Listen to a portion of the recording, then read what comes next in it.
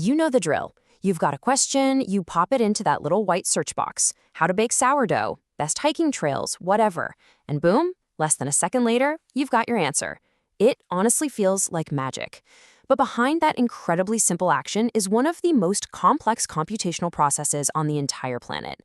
So today, we're going to pull back the curtain and see the incredible machinery that makes that simple search possible.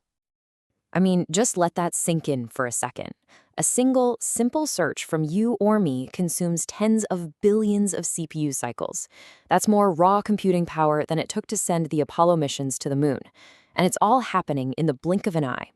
So the big question is, how on earth does Google sift through the entire internet to deliver an answer that fast?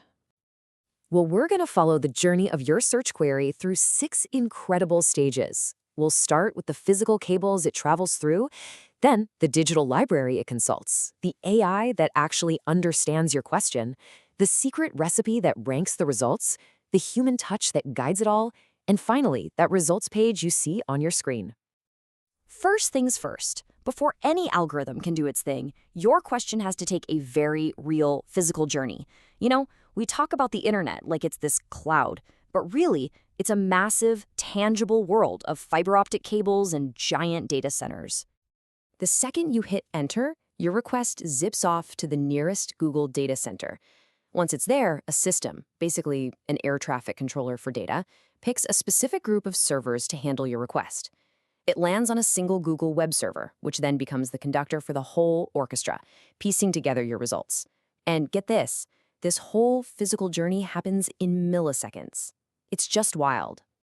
Okay, so for Google to find anything, it first needs a map of the internet, a really, really big map.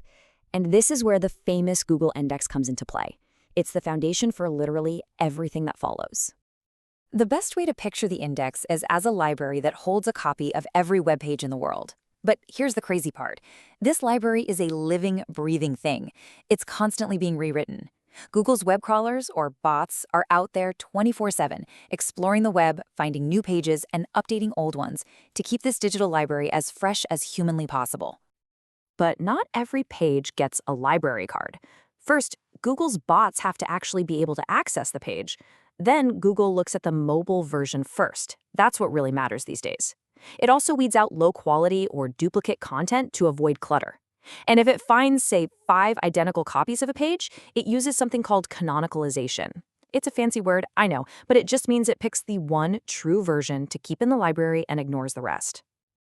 So, Google's got its library. Now, when you ask a question, it has to figure out what you actually mean. This is so important. It's not just about matching the words you typed, it's about getting the intent behind them. And this ability didn't just happen overnight, it has evolved dramatically. It started out as simple keyword matching. Then came Hummingbird, which could understand synonyms.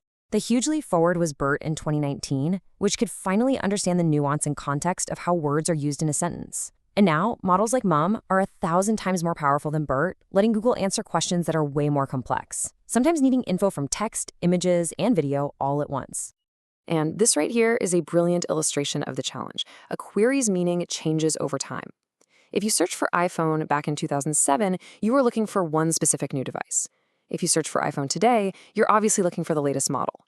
So Google has to constantly adopt its understanding, not just of language itself, but of how the world and what we want is changing.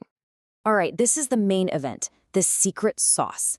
Google has understood your question and pulled out maybe millions of potentially relevant pages from its library.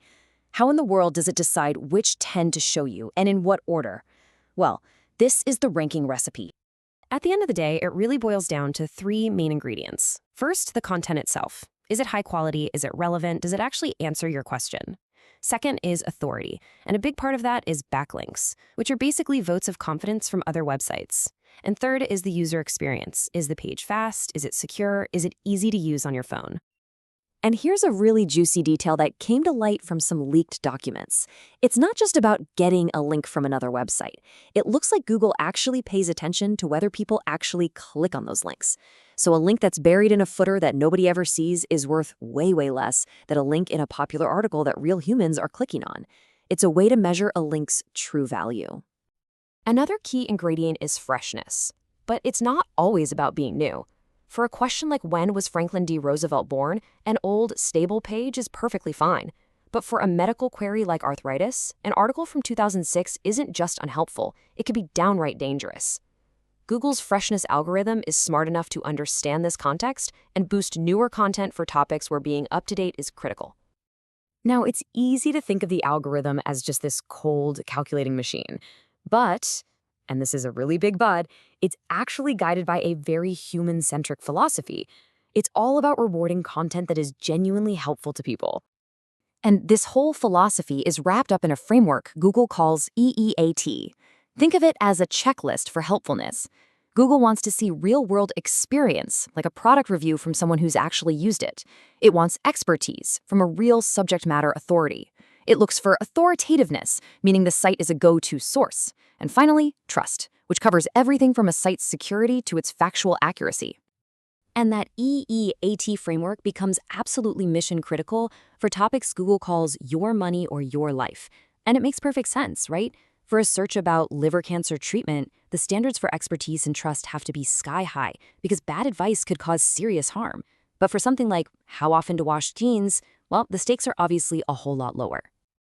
So, how does Google check its own homework on this stuff? It actually employs thousands of real people around the world called quality raters. Now, these people don't directly change the rankings of anyone's site. Instead, they use these incredibly detailed guidelines to rate the quality of search results. And that feedback is then used to train and fine-tune the algorithms, making sure they line up with what actual humans think is helpful and trustworthy.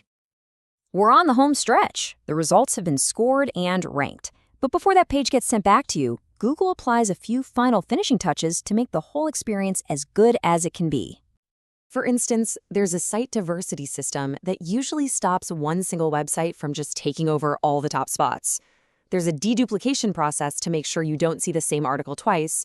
And finally, Google will blend in other kinds of results, like news or images or videos, if it thinks they'll be helpful for what you're looking for. So when you boil it all down, this whole seemingly magical process really stands on three massive pillars. You have the enormous physical infrastructure of data centers and cables. You have the incredibly smart algorithms that understand language and rank content. And the whole thing is guided by these very human principles of quality, trust, and helpfulness. So the next time you type a question into that simple white box, just take a second to remember the incredible journey it's about to take through a physical network of cables into a digital library the size of the entire world, interpreted by an AI that gets what you mean and judged by principles of human helpfulness. Now that you've seen the machinery, will you ever search the same way again?